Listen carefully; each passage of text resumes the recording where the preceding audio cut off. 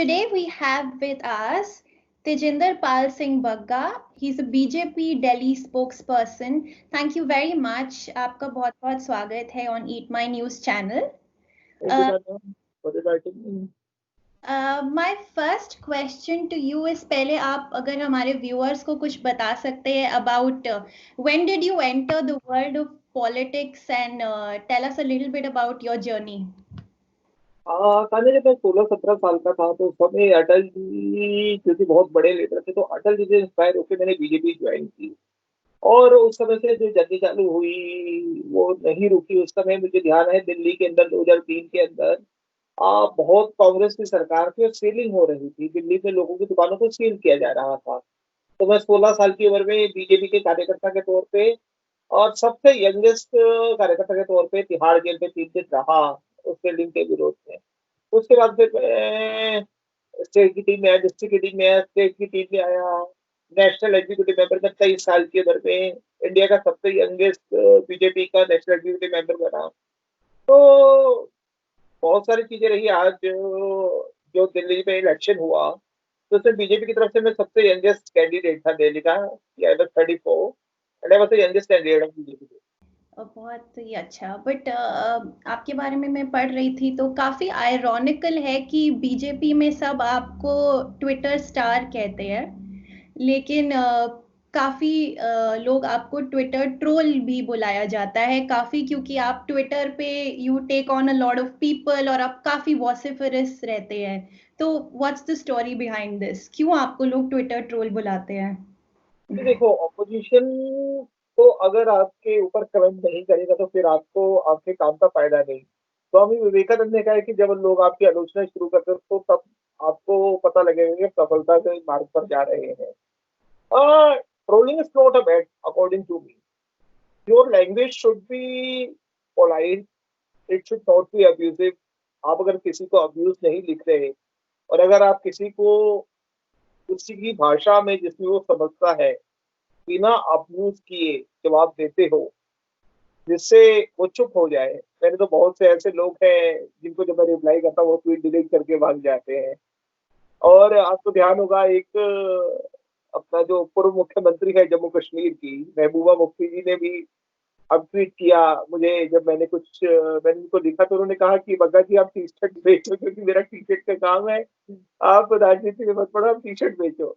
तो अब अगर कोई इस कद का व्यक्ति मुख्यमंत्री जो पूर्व मुख्यमंत्री है अगर इस भाषा का प्रयोग करेगा तो हम चुप थोड़ी होकर बैठे रहेंगे। तो ऐसे लोगों को जवाब तो देना बनता है। और मुझे लगता है कि आप मेरे अगर पिछले 5-7 साल 8 साल में ट्विटर के ऊपर कोई भी ऐसे ट्वीट नहीं दिखा सकते जो अब्यूजिव हो, लेकिन जो अगर जिस भाषा में बोलता है उसको उस भाषा में जवाब जरूर देना पड़ता है। ठीक है। और भगत सिंह क्रांति सेना ज्वाइन करके आपने अपना करियर की शुरुआत की थी। आप उस संगठन से जुड़े हुए हैं और वो भी काफी कंट्रोवर्सीज में अक्सर रही है। सो इसकी क्या कहानी है? आप क्यों इस संगठन के हिस्सेदार हैं और ये क्यों इतनी कंट्रोवर्सी में रहती है? What's the reason for its existence? मैंने इस थोड़ी सी इंफॉर्मेशन आपकी गलत है। मैं 16 साल की उम्र में मैंने बीजेपी यूथ मैंने आपको बताया ज्वाइन की। तो मैंने वहां से राजनीति नहीं शुरू की है, वहां से अपना सामाजिक कैरियर नहीं चालू की। ये कोई भी इंफॉर्मेशन आपकी गलत है। 2011 में हमने भगत सिंह क्रांति सेना एक संगठन बनाया जो 2014 तक जिसने काम किया। अभी वो संगठन नहीं है। उस समय इसलिए जरूरत थी क्योंकि देश के अंदर जब कांग्रेस की सरकार थी बहुत से ऐसे सेपरेटिस्ट ऑर्गेनाइजेशन थे। गिलानी दिल्ली के अंदर आके कहता था कश्मीर दे दो, और आके कहते थे ये प्रशांत भूषण जैसे अग्निवेश जैसे लोग कहते थे, जो अपना यासीन मलिक जैसे लोग कहते थे। तो इस तरह के लोग दिल्ली में आके जब कहते थे कि कश्मीर पाकिस्तान को दे देना चाहिए, कश्मीर को आजादी मिलनी चाहिए, तो मुझे लगता था कि ऐसे लोगों को पहले तो हमने पीसफुल प्रोटेस्ट किए बहुत सारे।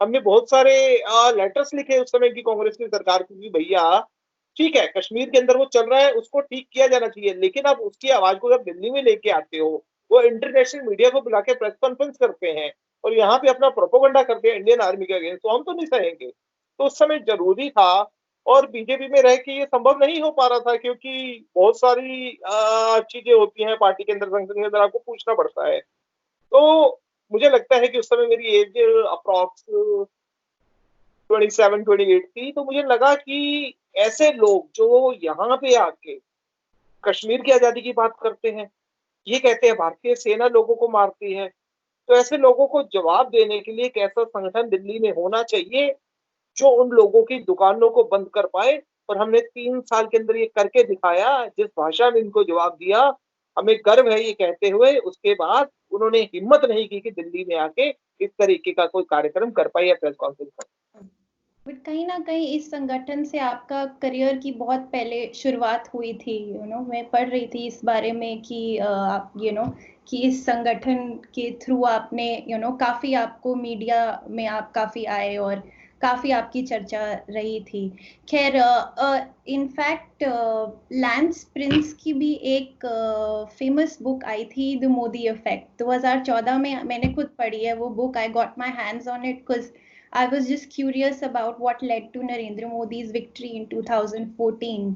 तो आप एक यूथ लीडर हैं बीजेपी के, तो how have you help the party connect more with the youth? क्या आपका क्या कंट्रीब्यूशन रहा है? How do you help BJP with that? देखिए 2012 में जब मैंने बताया कि ये हमने सेपरेटिस्ट के अगेंस्ट प्रोटेस्ट किए, आपको ध्यान होगा एक सलमान खुर्शीद का एक स्कैम था, उसके अलावा हमने बहुत सारी जो आर्टिकल डाली, बहुत सारे प्रोटेस्ट किए। आपको ध्यान होगा कपिल सिब्बल ने इंटरनेट पे सेंसरशिप लगाई थी, उसके अगेंस्ट हमने प्रोटेस्ट किया। आर्टिकल 370 के अगेंस्ट प्रोटेस्ट किया। जम्मू कश्मीर में जो अमरनाथ यात्रा को बंद किया गया उसके अगेंस्ट प्रोटेस्ट किया। तो हमारे पे केसेस डालने चालू कर दिए। मेरे पे 6 केसेस हो गए, जेल में डाल दिया जाता है। जब भी हम कोई आवाज उठाते मुझे तिहाड़ जेल भेज दिया जाता। मैं 6 बार तिहाड़ जेल रहा, 3-3 4-4 दिन।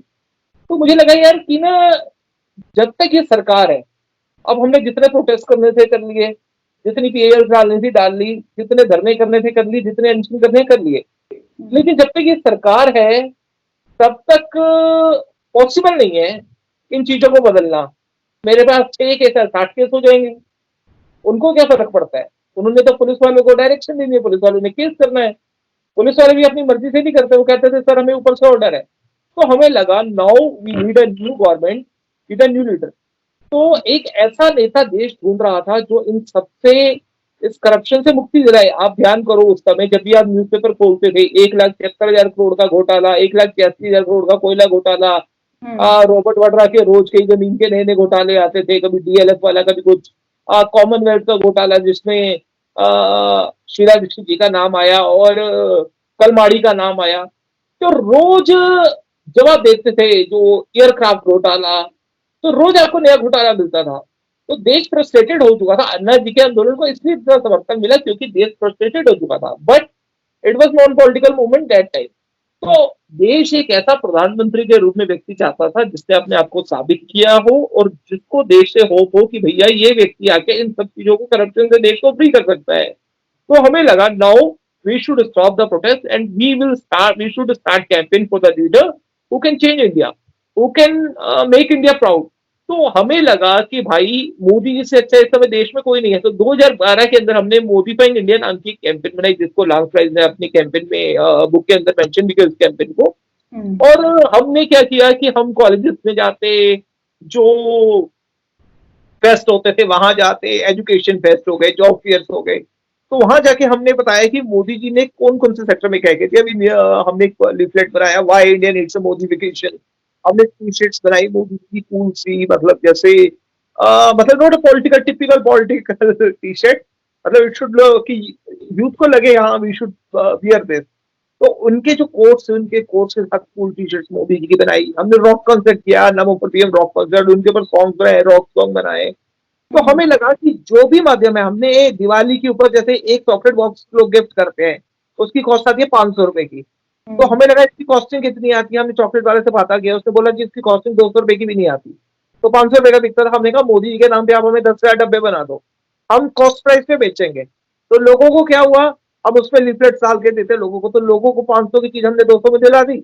और हमने मोदी जी की जो थॉट थे, जो विचार थे, उसके अलावा उस समय आपको ध्यान होगा दामनी का जो कांड हुआ था 1 साल पहले, तो हमें बहुत सी गर्ल्स, मैंने फ्री सेल्फ डिफेंस क्लासेस कराई थी गर्ल्स के लिए। तो मुझे बहुत सी गर्ल्स ने बोला आपने पैसे ही बांटो। हमने वो कोबरा उस समय एक ब्रांड आता था, उनसे बात की, उन्होंने कहा 500 रुपए का। मैंने कहा 500 रुपए में हम कितने बांट देंगे? तो हमने मैन्युफैक्चरिंग करते थे उनसे बात की। मैंने कहा हमें 10,000 पैकेट चाहिए, कितने में दोगे? उन्होंने कहा 200 रुपए का। मैंने कहा हम कॉस्ट प्राइस पे बेचेंगे गर्ल्स को। तो हमने क्या किया, उसको हमने नमो पावर पेपर स्प्रे निकाल दिया और हमने कॉस्ट प्राइस जो हमें आती थी उस पे गर्ल्स को देना चालू कर दिया। तो एक ये हुआ कि आपको जो 500 वाली चीज थी वो 200 की मिल गई। तो हमारी जो लोगों को हम एक वोट देना चाहते थे कि वाई, मतलब Modi should reach in every corner, we try to market that through Modi India campaign. तो बीजेपी के यूथ लीडर होते हुए आप सोशल मीडिया पे भी और ऑन ग्राउंड भी काफी एक्टिव रहे हैं दोनों तरह से। तो आगे आप अपनी, अभी आप काफी यंग है, तो आप आगे अपनी सोशल आने मीडिया वाली। पर लोग मुझे इसलिए फॉलो करते हैं क्योंकि मैं ग्राउंड पे काम करता हूँ। नहीं तो सोशल मीडिया पे हजारों करोड़ों लोग हैं, क्योंकि लोगों को लगता है कि आई कैन डू दिस, आई, अगर कोई भी मौका आएगा तो मैं उसका जवाब देता हूँ अच्छे से, इसलिए लोग मुझे फॉलो करते हैं, इसलिए लोग मुझे पसंद करते हैं और उसका फायदा मुझे सोशल मीडिया पे फॉलोइंग है उसका मिलता है। जैसे जब हमने मोदी इंडिया कैंपेन की, मैं वाराणसी के अंदर गया, Varanasi is new for me. तो मैंने वहां जाके 2013-14 की बात कर रहा हूँ मैं। तो हम कैंपेन करते हैं कि देखो आज बीएचयू कैंपस के बाहर हम आएंगे और वहां हम मोदी जी, मोदी कैप्स बांटेंगे, बैचेस बांटेंगे। तो क्या होता था, इंटरनेट से 100 लोग वहां आ जाते थे 1 घंटे के बाद।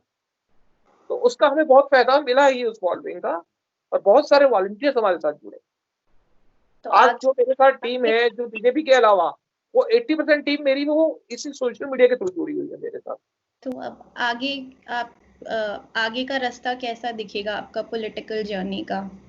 देखिए आगे का रास्ता, अब मैं तो जोशी तो हूँ नहीं, अगर आपको थोड़ा बहुत ज्योतिष आता हो तो मुझे लगता है आप बता दीजिए। ठीक है। तो अभी कोरोना वायरस का टाइम चल रहा है, तो उसके बारे में बात करे बिना तो नहीं रह सकते। So what is your feedback और your understanding of how Delhi government has handled corona virus crisis? क्या सब ठीक हुआ है आपके हिसाब से? क्योंकि स्थिति तो काफी खराब है। देखिए दिल्ली के अंदर आज से 15 दिन पहले की अगर आप स्थिति देखेंगे और आज की स्थिति देखेंगे तो बहुत सुधार है। 15 दिन पहले रोज केसेस बढ़ रहे थे। और आप मेरे कहने पे मत जाइए, आप मेरे कहने के बाद इंटरनेट पे जाके, ट्विटर पे जाकर रिसर्च करिएगा।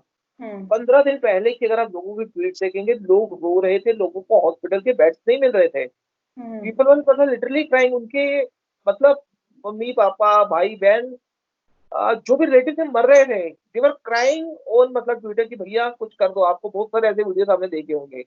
फिर लगा जब दिल्ली के मुख्यमंत्री ने कहा कि 1 महीने के अंदर दिल्ली में 5 लाख से ज्यादा केस होंगे। तो क्योंकि दिल्ली केंद्र शासित राज्य है, पहले तो देखो मुझे लगता है दिल्ली सरकार को मौका दिया, लेकिन जब दिल्ली सरकार ने कहा कि उनके बस में अब नहीं है, जब दिल्ली के उप मुख्यमंत्री मनीष सिसोदिया ने कहा कि 5 लाख से ऊपर केस में हो जाएंगे, तो दिल्ली के अपना देश के गृह मंत्री होने के नाते और केंद्र शासित होते राज्य होने के नाते अमित शाह जी ने कहा कि अब शायद हमें दिल्ली सरकार की मदद करनी पड़ेगी और दिल्ली के लोगों के लिए अब हम बैठे हाथ पे हाथ बैठ के रख के नहीं बैठ सकते।